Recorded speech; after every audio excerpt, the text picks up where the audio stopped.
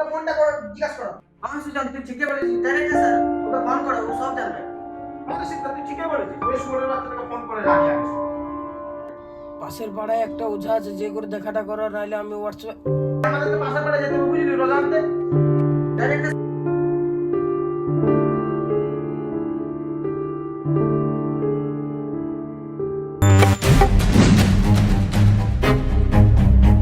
এই শিক্ষা তুই কি রে? ওইটা মুখ দিয়ে কে